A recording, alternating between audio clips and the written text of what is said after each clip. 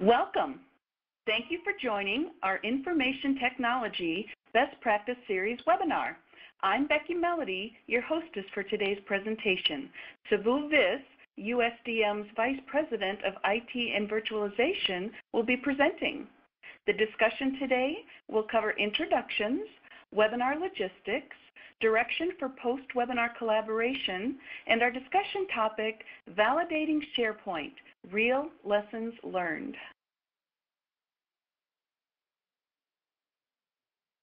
We're proud to have Sabu leading the USDM IT infrastructure practice as he offers 15 years in technology and regulated life science domains, and he's a subject matter expert for VMware and SharePoint. He's presented on many compliance and technology topics worldwide, including compliance over the cloud, Part 11 compliance, manufacturing systems, IT systems, validation, risk-based approaches, SharePoint in the life sciences, and software development. He's also a proud computer geek and the father of twins, and a rock star. USDM is focused exclusively on the life science domains. We're the market leader in providing IT quality and regulatory IT compliance professional service solutions. USDM practice areas include quality and audit, ECM, ERP, PLM, manufacturing automation and equipment, clinical and drug safety, business intelligence, laboratory systems and equipment, GRC, and of course, project management. The content of today's presentation will be covered in approximately 30 minutes, and then we'll invite you to post questions for our team via the iLink message board, which is on the lower left of your screen, or you can join the discussion on LinkedIn and post questions there. The overall goal of the webinar today is to facilitate discussion. We want to share ideas and provide the platform and then explore solutions together. Now I'll turn the presentation over to Sabu. Thanks, Becky. Thanks for that very entertaining introduction. I don't know if I'm going to be able to top that, but I will try.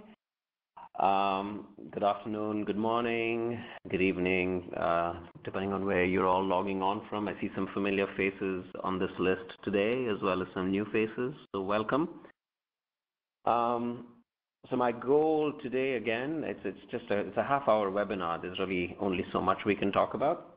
So my idea is to not make you drink from the fire hose, not to bombard you with a lot of information. I just want to kind of have a discussion about some real-life scenarios that we've experienced with customers about this particular topic. And just want you to think about it. At the end of this webinar, if you go away from it thinking about potentially alternate ways of working this problem out, I think I'd feel happy about that. So I wanted to do a quick show of hands, and I've already done that, which is great. I got to do that ahead of time, so I see everyone is well represented from IT, QA, and validation, and the business. Thank you all for responding, and that really makes a huge difference. I'm also going to talk about, just quickly, what's within scope and what's out of scope. I'm a contractor who really likes to contract scope, which is, I know, something that you cannot believe is possible, but I really, really strive for a very narrowed scope. And some of you who worked with me know that. I like small scopes. I'm going to discuss a very small slice of this pie because it's a very large topic to really get through it all, and then we can probably have some additional discussions offline. I'm going to quickly talk about risk-based approaches to validation because the context is very, very important here. And then present two scenarios, a standard way of validating SharePoint and a more foundational approach. And I'm going to discuss pros and cons of each approach, and I'm going to open the floor to some questions, time permitting. I've already done this, so this is great. So we've got a leg up. you guys are all fairly well represented in this audience, which is great. So scope inclusions or exclusions, I'm not talking about infrastructure qualification or hardware and central administration of SharePoint, the size of the farm, the planning and design, how many environments, how do you architect the environments between prod, val, and dev, and overall validation fundamentals, all of the software development lifecycle or validation lifecycle deliverables. I'm not going to get into that. I'm also not going to get into segregating GXP and non-GXP, and we can potentially talk about that a little bit, maybe in the Q&A session if you're interested. Why do I do that? I don't want to bore the majority of the people who are logged onto the call to satisfy this few. The idea is to kind of walk through a couple of real-life examples and let you kind of decide what suits your specific needs. There is no one-size-fits-all, and that's how I want to go about this particular webinar today. Risk. I really like this graph. It talks about risk and cost. So if you really want to eliminate all of the risks, the costs start to exponentially increase as you get, try to get lower and lower on the risk scale. The risk-based approach is very, very key in understanding our second approach. When you think about risk, I really want you to think about not always following the beaten path. There may be some efficiencies gained in thinking through risks differently or thinking about the problem in a very different way. This may allow you to still take a few risks and save some costs, but be able to adequately justify why you're taking those risks and be able to mitigate them with some cost-effective solutions. A standard example is we've all seen validation packages where we test security. Security is obviously very important. We test that Joe Schmo, who has a particular access rights, has access to do X, Y, and Z. I'd rather focus our testing strategy to make sure that Joe Schmo does not have access to anything other than X, Y, and Z, and not really do the positive testing. It's quite useless. If Joe Schmo does not have access to do his daily job, he's going to come kicking and screaming to you. So there's really no need to physically test that. It probably reduces some amount of paperwork on your part. That's a really silly and simple example, but I think it kind of outlines the way we do testing these days, and we go quite overboard, but we should really try and focus on truly what's critical from a compliance perspective or from a risk perspective, and pardon me, anything from which is easily detectable or it was low impact, we should really not try and test it to that. Pardon me, I have a frog in my throat. So let's get into this. Let me lay out a couple of scenarios. SharePoint, of course, can be used to automate pretty much any business process. We worked on one where we were managing studies for a small contract lab. End to end, it was more of a project management tool. I've developed a cleaning validation system solution. Worked on a pandemic and a DR planning portal where, when a pandemic or a DR situation strikes, you can log on to this portal and kind of take care of, know where everything is, know where the masks are, know where the emergency kits are, and know what processes you have to follow and when you don't have to show up to work, etc. So pretty much any business process can be automated using SharePoint. But for the sake of this, for simplicity's sake, I'm going to use a couple of easy to understand cases. In reality, the two scenarios I'm going to talk about were quite complicated and were very, very detailed. But discussing the complexities kind of dilutes the essence of the discussion. So I want to kind of make very simple generalizations here so it's easier to understand the systems. So scenario A or scenario 1 in this case, it's a small company, quite cash-strapped. They want to focus on, say, automating their validation documents and how they manage it, just a simple document management system. There's a library for drafting documents and for collaboration, and there's a simple approval workflow that writes audit trail directly to the fields within the library. It locks the document as a read-only document as soon as it's approved, and maybe calls another feature to render it into PDF and throws it into another read-only library in the site landscape. Put some watermarks, etc., etc. And there's a simple revision workflow that only certain people have the rights to revise the document and unlocks the document back to the draft library. Very, very simple architecture, right? So it uses the basic functionality of SharePoint, just security, the cascading security, the inheritance, version controls, lists to manage potential, metadata and normalizing some of that data. And there were some custom workflows and features, an approval workflow with some e-sig features, and an audit trail feature that was writing all of the audit trail information, like who did what, when, old value, new value, and things like that into a list or into the library. So these were all standard features that were developed and used to essentially design the system. So let's talk about the validation approach that that we did with this company. A fairly traditional V model, plan, requirements, design, IQ, OQ, PQ, and a summary report to close it out with, appropriate operations and maintenance procedures, etc. The entire system or the entire application was validated as a system, just like you would do any other system. You would install TrackWise and you would validate TrackWise, or you install any other system and you would actually do soup to nuts, URS, FRS, design specs, etc., and then IQ, OQ, PQs, just the whole shebang.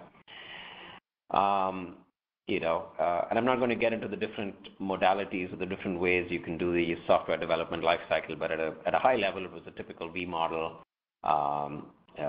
where requirements were tested to functional testing and design was traced to installation or configuration verification. Nothing you guys don't already know, fairly straightforward. So project was done, no problem, easy peasy, QA is happy, everyone's happy, and we move forward. And a few months down the road, they want to expand the system, saying, hey, we're just doing this validation doc management system for this particular department. Why don't we expand the scope to include SOPs and management of SOPs, and also maybe do some training on those SOPs, build a training management module on top of it. Very simple training management process. It has a list of user profiles that are associated with SOPs. When an SOP changes, people who belong to that user profile get notified to get retrained. New users are added. A training coordinator adds those users into a particular training profile, and automatically all of those documents turn up on their training queue. Again, something that you guys are fairly familiar with, a very simple system. Again, for the sake of discussion, it's fairly easy to understand. But this system that we want to deploy pretty much has quite a bit of the same functionality that we validated before. It still needs to manage documents securely in libraries. We still have to version control these. We have some lists to manage some other data. We have an approval workflow for these SOPs. We have some audit trail features, etc. Of course, there's some additional workflows and features that are custom built for the training management piece, which is, how do you manage user profiles, how do you manage training records, and so on. And that's unique to it. But there's a good chunk of this which is fairly static and common to what you had done before a few months back.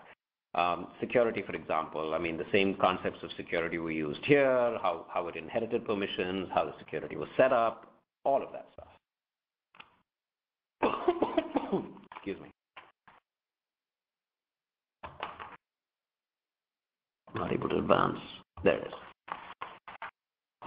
So how do you validate this? The only way we could really get by, because we didn't have a proper, robust way of transferring that code that existed or the functionality that we validated before, transpose it across to the new application, we had to kind of follow pretty much the same approach. We still had to do plan, requirements, design, test, and all of that.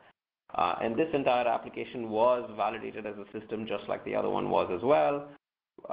It was very hard to convince QA that we could reuse some of those modules or some of those some of those things that we had done in the past because there was no, we had no clear deployment process, no clear way of getting this across to the other side. And QA, rightly so, was leery about making that change and wanted to validate it soup to nuts, just like we did the last time, and that was familiar to them as well.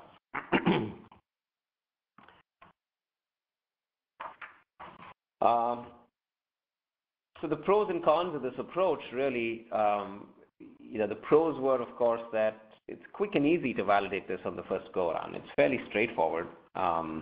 But it has very small upfront costs. Everyone is familiar with this traditional V model. There's no ambiguity here. For QA people who are not familiar with SharePoint or the way the complexities of how to handle this is a fairly easy to convince approach. It's a fairly familiar approach. On the con side, of course, it's very hard to scale. Just like the scenario I just walked you through, a lot of this stuff could have been reused, but it's very hard to scale it from a compliance perspective. So the overall validation costs, as you tack on more applications, is going to start adding up. And it's onerous enough that the IT guys or the technology guys are going to be like, oh God, this is just too much work. I'm not going to try and get the system to go to the next phase, or I'm not going to integrate this. Let's just get some other custom, already developed package and someone who already has a validation package provided and just plonk it into our network. Let's not expand this SharePoint footprint. So those are some of the issues that you could potentially have. With this kind of a scenario, and this is quite typical. I see this kind of an approach used quite often, and there are many reasons for why they do this. Some of the companies do not have the budget to do a more foundational approach, which I'm going to talk about in a second, and it's easier to get these quick wins. So this happens more often than I would like, but hey, different strokes for different folks. Just if it works, it works. So let's talk about scenario 2. So here we had another company who were fairly committed to using SharePoint as a platform within the entire organization, and they had a proper. We helped them come up with a proper strategy for implementing SharePoint from the ground up, and laid out a good roadmap for the future as well.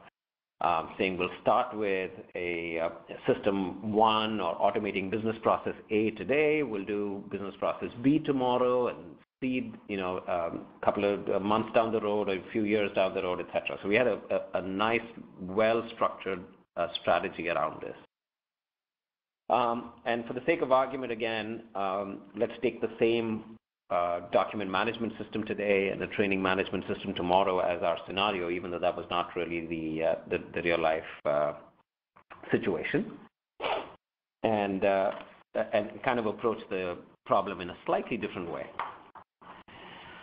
So the approach we took was very different. It was more of a foundational approach, meaning we started at the bottom and went over to the top. As you can see in this figure, we started at the foundation level, where we validated common SharePoint functionality and features.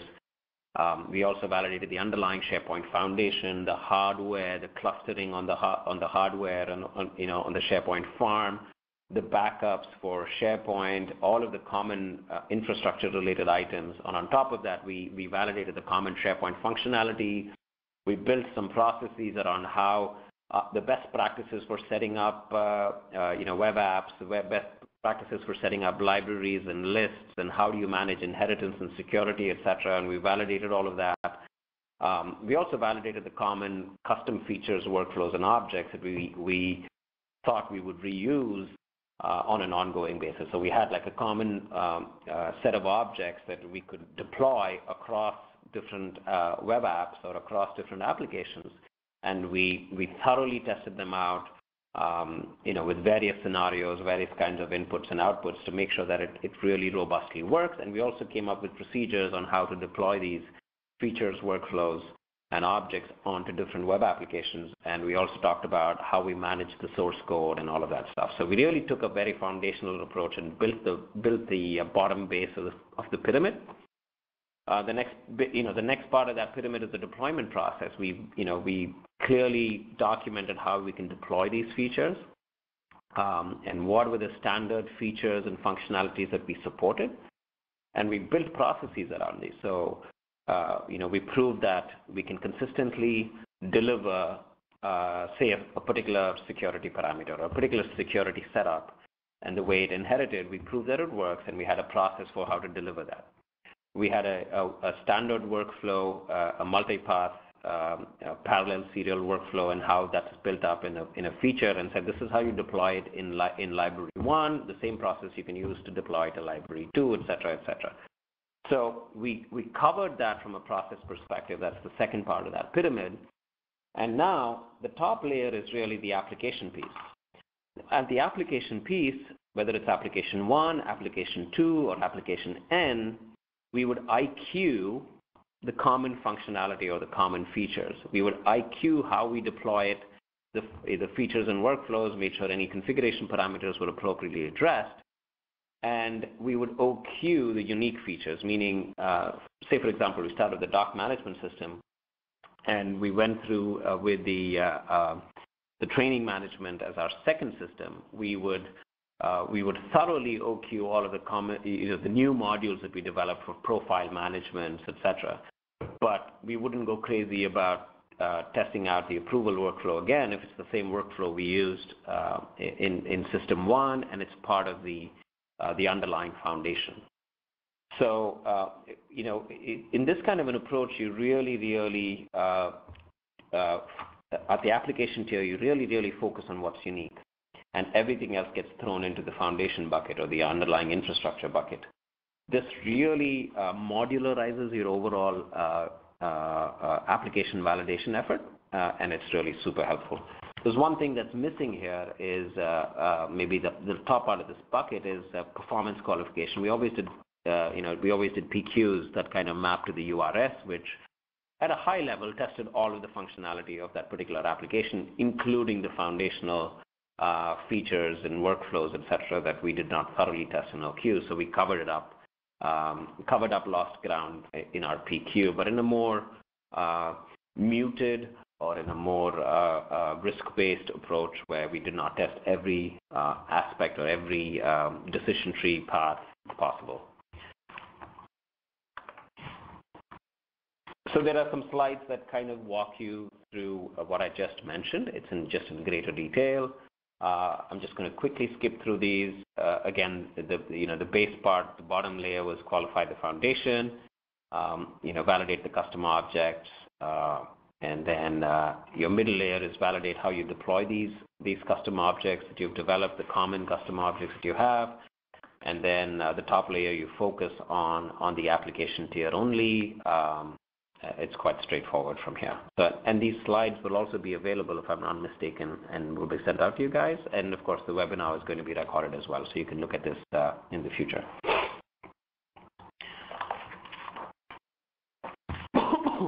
Let's talk about the two approaches, right? So, the system, the foundational approach versus the previous approach, where we had to pretty much repeat the validation effort. The validation effort now for the second system is relatively simple. We focus on what's unique, what's new. You still have to write your user requirement specs and your functional requirement spec and your design specs, but for the most part, you're IQing and you're reusing modules that you've established as a baseline or as part of your foundation, and those are merely IQ'd, and you check that it's deployed correctly. So, this has significant advantages, especially if you have a nice long-term vision on how you want to deploy SharePoint and how you want to use it.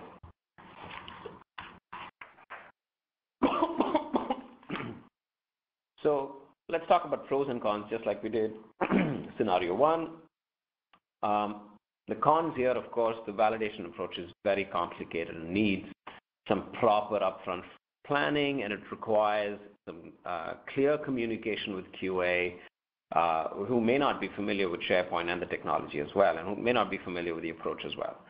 But it's very important to establish that channel of communication and the channel of trust, and actually walk QA through exactly how you want to do this and how it makes sense from a risk-based approach to validation, how it makes sense from a quality perspective as well. If you have clear-cut foundational features, workflows, etc., that you want to use in a repeatable fashion, you can really thoroughly test it out at the foundational layer and really repeat it over and over again and deploy it over and over again. And you can control the small subset of common modules in a very tight fashion, and you can say that, hey, we're deploying the same feature and workflow across all of these various systems, and here is the evidence to prove that this really, really works. I've thoroughly tested it out. In fact, it's better controlled this way than having different versions or different flavors of these workflows and features popping up in different applications. There may be some weird ways they interact with each other, or there's maybe some other security holes, etc. So it's a lot of proper communication of this particular approach, but of course it also leads to extremely high upfront costs. But then over a period of time, those costs diminish and your return on investment is going to be significantly large, especially if you're going to have a multiple-tiered deployment process. Pros, of course, easy to scale. Validation costs are lower over time, and it also stimulates some innovation and maximizes the use of your cows and your licenses for SharePoint and all of the effort that you've paid and the money that you've paid for acquiring these licenses, etc.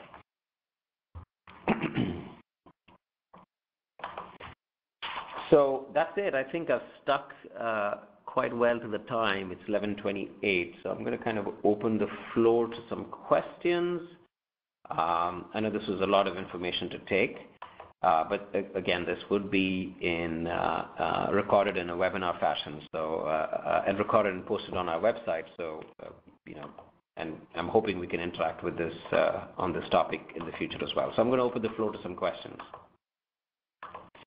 Thank you, Subbu. We really do appreciate you sharing that very solid information. While you're typing in your questions, I would remind you that the session has been recorded and will be available on the USDM website. I'd encourage you to visit usdatamanagement.com, and you can review the upcoming webinar events there, as well as recorded sessions of today's presentation and the previously presented topics across the various USDM practices. For example, next week, our presentation is going to be on meeting the challenges facing emerging GXP regulated organizations in the life sciences. Check that one out as well. Okay, looks like our first question is in. That would be from Mike. Subbu, he would like to know, in the second approach, you talked about, can we leverage these scripts and common modules across farms? For example, I want to deploy the same features at another country with a different farm. Can I leverage the validation? Sure. Absolutely. Again, with this kind of an approach, you can really lay your foundation down, and if you can set up the second instance or your second farm in the other country in the same kind of a fashion, and you can prove the underlying infrastructure is the same, you qualify that as well, then you can deploy these, and you're using standard processes for deploying this, if it's applicable to one farm, it should be applicable to the other as well. So that shouldn't be an issue at all. And we can discuss that further on how you want to lay that out, and I'm willing to talk about that a little more detail offline as well. I do also see a question from Darren. Becky, I'm sorry, I don't mean to interrupt, but there was a question from Darren. What was your risk management document structure? Did you modularize the risk assessment based on application or foundation or both? That's a very good question. So the way we did it was we had essentially like a overall qualification plan for this approach. that included a risk management section, and the risk management section essentially said we shall write a risk assessment document, which was outside of the qualification plan. And that risk assessment was essentially revised multiple times through this entire life cycle. So we did have a section on the foundations, because we also talked about this approach of how we're going to do this. So we had a clear risk assessment on the foundational layer, saying, hey, these are all the standard features of, for example, the standard common features of SharePoint. We addressed the critical ones only. We did not test every single one of them because we had some justification regarding how it's a commercially available package. It's been thoroughly tested out. If I'm not mistaken, there was some literature on the testing provided by Microsoft for this particular customer, so there was some proof about that. So we really focused on some of the more critical common functionalities of SharePoint, and we really focused quite hard on the security aspects of it and how we set it up for this particular company. And the risk assessment also delved quite deeply into the individual custom common modules and features at the foundational layer and how that was built. And since these were all built by by software developers, meaning it was white box, we knew the code within this. It was very much software development lifecycle kind of testing, unit testing, integration testing kind of a deal. So those modules were built and they were stored in a secure repository. And in this case, the repository was was within the SharePoint farm itself, so which is quite interesting.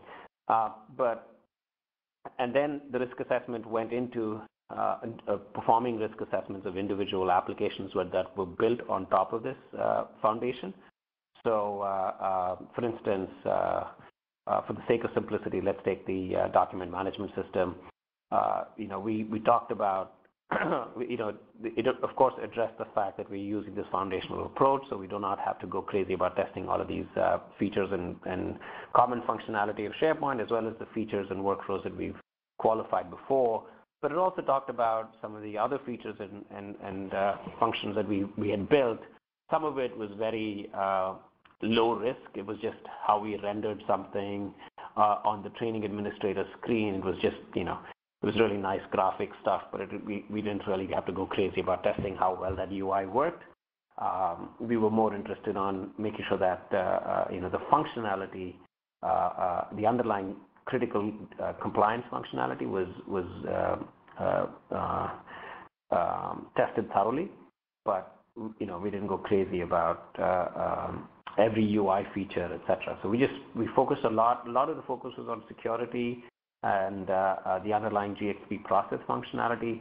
Everything which is quite common SharePoint, we kind of gave it a lower score, risk score, and that was across the board from a foundational perspective as well as at the application layer. I guess I kind of answered a lot of questions in that. I hope you got out of that long monologue what you wanted. Thank you. Thank you. Good. Thank you, Subbu. We appreciate that. Okay, another question here from Joan. She's asking, would you segregate validation environment in a separate farm, or would it be a separate web application within the same controlled farm? Also, would you segregate non-GXP and GXP in separate farms or in the same farm? Excellent question. All yes, and yes, and yes. So all of those scenarios are possible. So there are some advantages of segregating into separate farms. They're very small in my mind. The advantage of SharePoint is that if you have separate web applications, they store the information. The content databases are completely separate, so you can actually manage them completely separate, and it's easy to convince an auditor or a QA person that, hey, even though it's residing within the same farm, these are two separate entities. So I'd welcome cohabitating, if that's the word, cohabitation of GXP and non-GXP on the same farm. I think it's okay, because as long as you clearly segregate the two environments, it may be easy enough to stomach for the compliance folks. And also, if you can control the underlying infrastructure, with strict controls, you should be fine. From a dev, val, prod, I think that was the question. The dev, val, prod environments, you could still put them on the same farm, but there may be advantages of at least leaving the dev in a separate farm because you may want to do some crazy testing and you want to do some crazy stuff. You want to kind of keep that away from the pristine environment. I would keep the dev out. But I think having the val and prod on the same farm landscape should be okay. In fact, that's what we did in our last engagement. Was val and prod were within the same farm, but in separate buckets, if you will. Very good. Thank you, Sabu, for the solid answers, and thank you all for your participation in our Q&A there. We do invite you to continue the discussion. As Sabu mentioned, you can send us further questions, send them directly to me, and I can get you connected for further discussion. Or you could join the discussion out on LinkedIn. We do welcome your insight and feedback there, and we hope for your suggestions as well. Let us know what you'd like to hear about in future topics. If there's pain points that your team is struggling with in compliance or questions, direction that we can offer, we're happy to address them there as well. If you did appreciate today's presentation, let us know. Show us by clicking on the like button on the USDM LinkedIn group page, or even better, post a comment there. It would take you just a second, but means quite a bit to us. In 2012, this is going to be an important indicator that our management team is looking at and using as a basis for whether or not we should continue to fund the complimentary series here today. So let us know if you're enjoying it and find it good use of your time. We do appreciate you taking the time out of your busy days. And Sabu, thank you again for presenting, and to the balance of you, we do appreciate the opportunity to team with you towards excellence in compliance. Have a wonderful day.